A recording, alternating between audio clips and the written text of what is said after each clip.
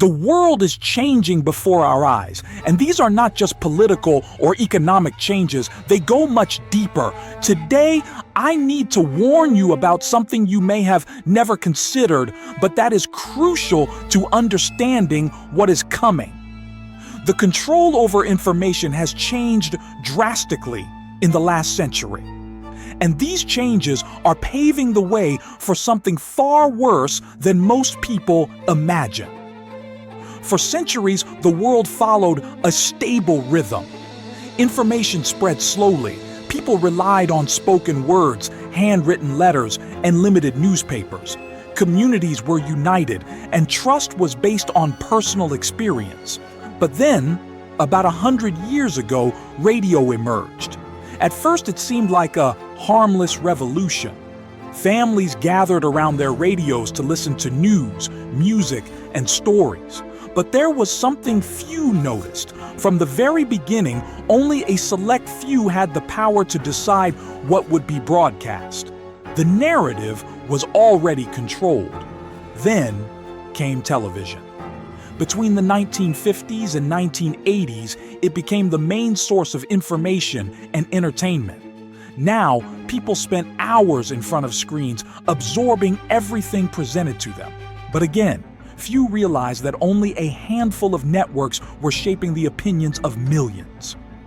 Dinner table discussions were no longer based on direct experience, but on what was shown on the evening news.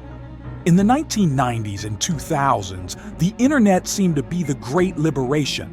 For the first time, anyone could access an infinite amount of information, but usage was limited. Dial-up connections were slow, and most people used the web only for specific tasks. However, something bigger was taking shape. The potential to connect the entire world was beginning to expand. Then, in 2007, smartphones changed everything. For the first time, information was accessible 24/7. Social media, streaming services, apps, and games became essential parts of daily life, and the consequences were devastating. People were no longer just passive receivers. Now, they were trapped in an endless cycle of notifications and alerts, creating a constant sense of urgency and dependency. Today, the numbers are alarming. In 2023, the average American consumed 12 hours and 31 minutes of media per day. And by 2026, that number will surpass 13 hours and 40 minutes daily. To put it in perspective, people spend more time consuming media than sleeping.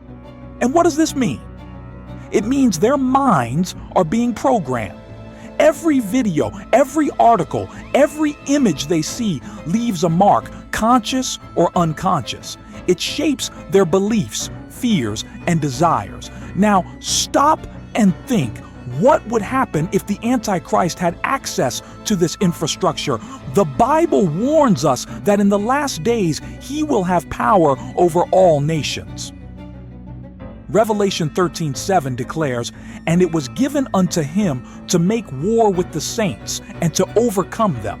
And power was given him over all kindreds and tongues and nations." But how will he control the world? The answer is right before our eyes, through what is already in place. Social media, streaming services, major tech corporations, all interconnected in a massive influence system. What once shocked people is now normal. Sins that were once condemned are now celebrated. Paul warned us about this in 2 Thessalonians 2:9-12.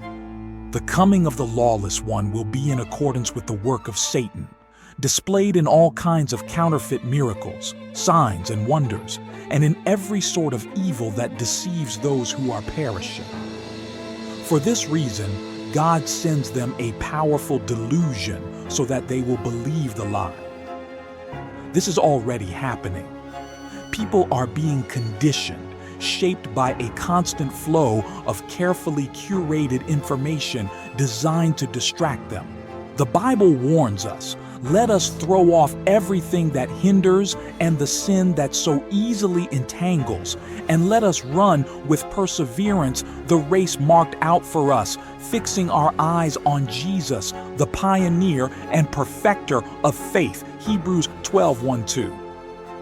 Notice the detail. Everything that hinders and sin are mentioned separately.